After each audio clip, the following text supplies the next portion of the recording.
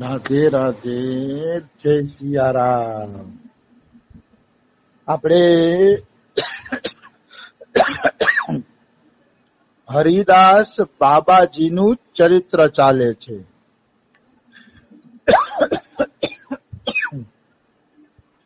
ઠંડી ગરમી ભેગી થાય છે એટલે થોડી ખાંસી થઈ ગઈ છે, પણ તોય આપણે હલાવીએ. હરિદાસ બાબાજીનું ચરિત્ર છે. હા, ચરિત્રનો સાર એવો છે કે ભગવાન જગન્નાથને પણ વ્રજ ભૂમિનો લોભ જાગે છે કે હું પણ વ્રજ ભૂમિમાં નિવાસ કરું. આમ તો ત્રિલોકીમાં જેટલા સ્થાન છે એ બધા સ્થાન ત્રિલોકપતિ ભગવાનના જ છે.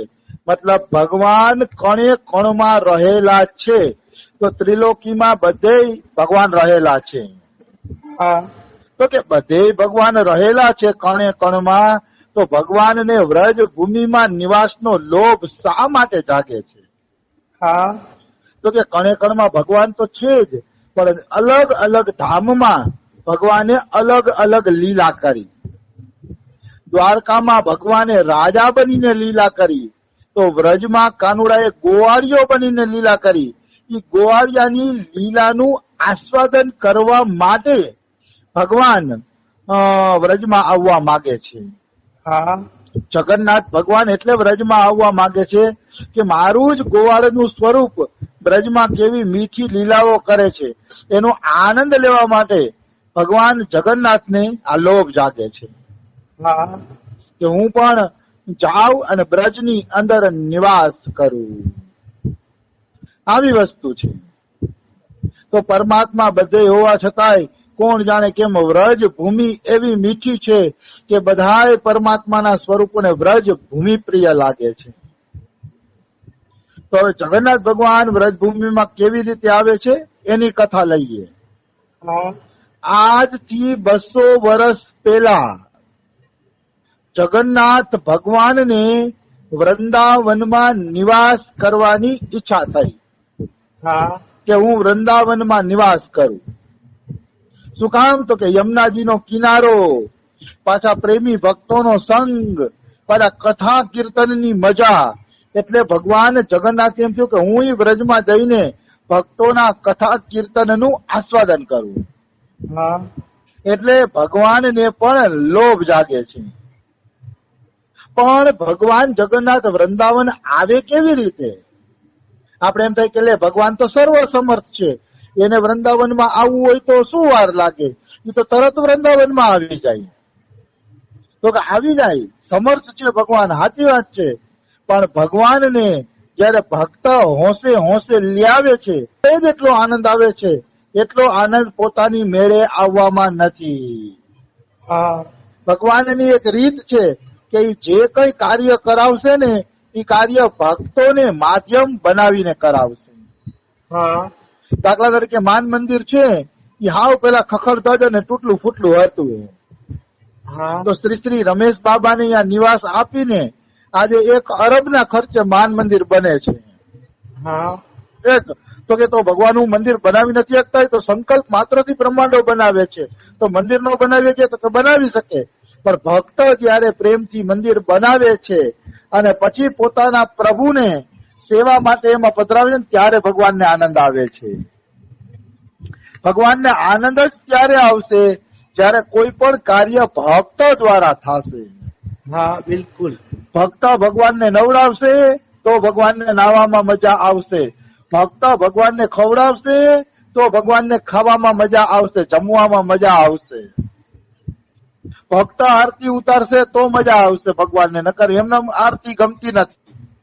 હા, મતલબ પ્રત્યેક કાર્ય ભગવાન ભક્તોના હાથે કરાવવા માંગે છે. હા, પ્રત્યેક કાર્ય ત્યારે જ ભગવાનને મજા આવે છે. સમર્થ હોવા છતાં, દાખલા તરીકે વાત એવી છે કે બાળક મોટું થઈ ગયું હોય તો માતા જમવાનું દેશે ને તઈ બાળકને મજા આવશે. જોજો, મોટું થઈ જાય ને બાળક તો હાથે નહીં લે, માં દેશે તો મજા આવશે, કારણ કે એક પ્રેમની મીઠાશ હોય એની અંદર. બિલકુલ. ભક્ત જયારે ભગવાનની સેવા કરે ને ત્યારે ઈ સેવામાં એક પ્રેમની મીઠાશ રહેલી હોય છે. હા, અને ઈ મીઠાશનું આસ્વાદન કરવું ભગવાનને અતિશય પ્રિય છે. હા અતિશય. એટલા માટે ભગવાન કોઈ પણ કાર્ય ભક્તો દ્વારા કરાવે છે.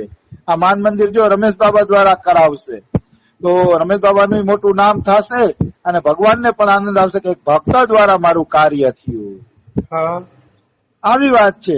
તો ભગવાન જગન્નાથને વૃંદાવન આવવું છે, પણ એમનેમ નથી આવવું. કોઈ ભક્ત લઈ જાય અને ઈ ભક્ત વૃંદાવનમાં લઈ જઈને એની સેવા પૂજા કરે, એને સારા સારા ભોગ જમાડે રાખે, તો જગન્નાથને આવવું છે, નકર નથી આવવું. હા તો ભગવાન જગન્નાથ એવા ભક્તને ગોતવા માંડ્યા કે એવો કયો ભક્ત છે કે જેના દ્વારા હું વૃંદાવન વાસ કરું.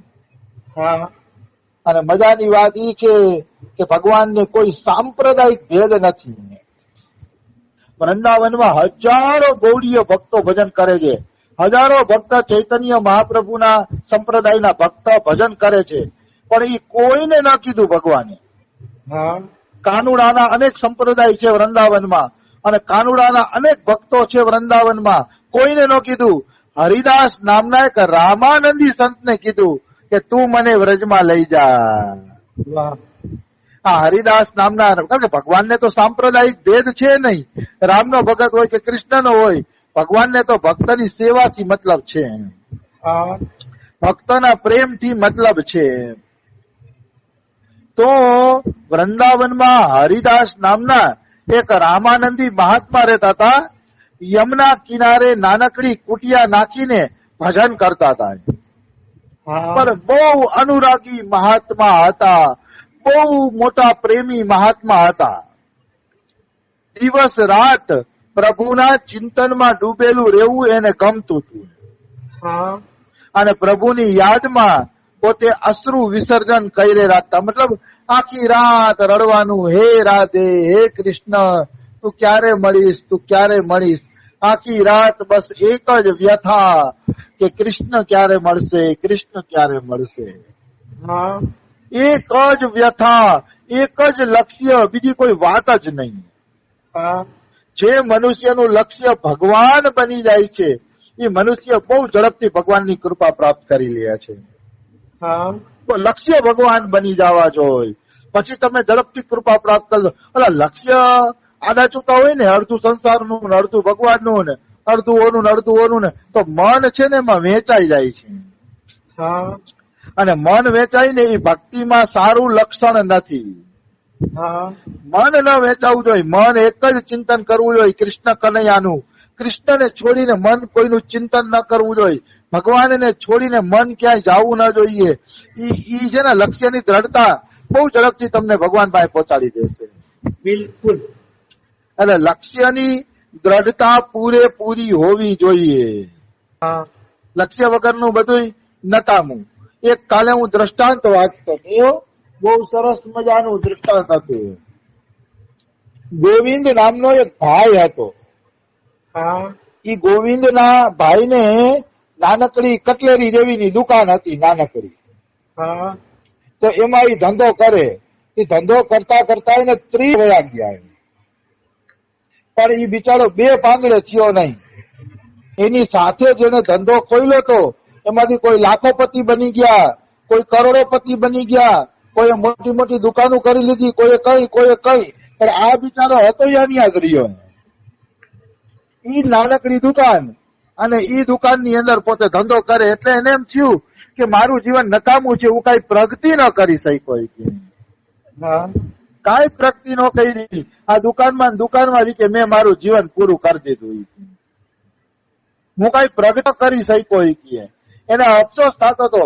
એટલે એને નક્કી કર્યું કે હું આત્મહત્યા કરી લઉં કે આ જીવન નકામું છે, આમાં હું કઈ પ્રગતિ નથી કરી શકતો. તો આત્મહત્યા કરવા ગયા જંગલમાં. તો એ જંગલની અંદર એક સાધુ ભજન કરતા હતા, ઘોર જંગલની અંદર. હા તો સાધુ ભજન કરતા હતા ને, એટલે ઓલો પૂછે છે, એ સાધુ બાબા આવા જંગલમાં તમે શું કરો છો? હા તો સાધુ બાબા કહે, ભાઈ અમે તો સાધુ છીએ, અમને તો ભજન જ ગમે, એટલે અમે તો એકાંતમાં અમારા પ્રભુનું ભજન કરીએ છીએ. પણ મને આશ્ચર્ય થાય છે કે તું સંસારી થઈને તું જંગલમાં શું કરે છે? હું તો પ્રભુ છે ને 2 પાંદડે થયો નહીં ને, એટલે મરવા આવ્યો છું, જંગલમાં મરી જ આવી. હા તો કે કેમ ભાઈ તને શું એવી ચિંતા આવી ગઈ? તો કે હું પ્રગતિ કરી ન શક્યો, 2 પાંદડે થયો નહીં આ તે. તો સાધુ પૂછે લે પણ પેલા મને એ તો કે તારે બનવું છે શું? હે હા તારે કેટલે પહોંચવું છે, કેટલે જવું છે એ તો મને કે. તો કે ઈ કઈ વિચાર્યું નથી, બસ 2 પાંદડે નો થયો ને એટલે મરવું છે. ત્યારે સાધુ ખડખડાટ હસીને કે અરે મૂર્ખ, તે લક્ષ્ય જ નથી બનાવ્યું તો તું 2 પાંદડે કેવી રીતે થાય? હા મારે 1 દુકાન હોય તો 2 દુકાન કરવી છે, 5 દુકાન કરવી છે, કે 10 દુકાન કરવી છે, કે નોકરી જોઈ છે, કે લાખોપતિ બનવું છે? કઈક લક્ષ્ય તો બનાવાય ને. લક્ષ્ય બાંધ્યા પછી મહેનત ચાલુ થાય છે. હા એટલે કે અરે મૂર્ખ, તે હજી લક્ષ્ય જ નથી બનાવ્યું તો 2 પાંદડે થયા જા જા પાછો જા, પેલા લક્ષ્ય બનાવ અને લક્ષ્ય પ્રાપ્ત કરવાની મહેનત કર તો જોજો તું ક્યાંય પહોંચી જાય છે. હા એટલે ગોવિંદે નક્કી કર્યું, વાત તો સાચી છે, 30 વર્ષ ધંધો કર્યો પણ લક્ષ્ય તો બનાવ્યું નથી કે લાખોપતિ બનવું, કરોડોપતિ બનવું, કેવી મહેનત કરવી આવે. પછી ગોવિંદે લક્ષ્ય બનાવ્યું અને મહેનત કરી તો એને સફળતા મળી ગઈ. હા કહેવાનો ભાવ છે લક્ષ્ય મજબૂત હોવું જોઈએ. જો લક્ષ્ય તમારું ઈશ્વર પ્રાપ્તિ બની ગયું હોય, લક્ષ્ય તમારું ભગવત પ્રાપ્તિ બની ગયું હોય તો સાધન અપને આપ થશે. હા अपने आप તમે સાધન કરશો, એને મેળવવાની મહેનત કરશો, अपने आप તમને સત્સંગના પુસ્તકો વાંચવાની ઈચ્છા થશે, ભાગવત ગીતા રામાયણ વાંચવાની ઈચ્છા થશે, अपने आप ઈચ્છા થશે તમને. બિલકુલ. જો તમારું લક્ષ્ય મજબૂત હશે તો. એટલે કે પેલા લક્ષ્ય બનાવો અને પછી દોડો. ઘણા લોકો લક્ષ્ય બનાવ્યા વગર દોડે ને એ પછી પ્રાપ્તિ ન કરી શકે. મેં ઘણા સાધકોને એવા જોયા કે રસ્તા વચ્ચે નિરાશ થઈ જાય. આપણે પૂછીને કે કેમ નિરાશ થઈ ગયા, તો કે આમાં કઈ મળતું નથી. હા આના કરતા નથી કે સંસાર સારો હતો, તો તમારું લક્ષ્ય સંસાર છે તો આમાં ક્યાંથી મળે તમને? હા લક્ષ્ય કેવલ ભગવાન હોવા જોઈએ. ભગવાનને લક્ષ્ય હોય પછી વાંધો આવતો નથી. હા તો આપણા આ રામાનંદી મહાત્મા હરિદાસજી યમુના કિનારે ભજન કરતા ને દિવસ રાત હા રાધે એમ પોકાર કરતા યમુનાજીના કિનારે. કારણ કે રામદાસનું લક્ષ્ય બની ગયું હતું કે ભગવાન જ મેળવી લેવા છે, હા બીજું કઈ કરવું જ નથી, એવું એનું એક દ્રઢ લક્ષ્ય બની ગયું હતું. રાત દિવસ પ્રભુના ચિંતનમાં પોતે આંસુડા વિસર્જન કરતા. અંતમાં એને પ્રભુ દર્શન આપે છે.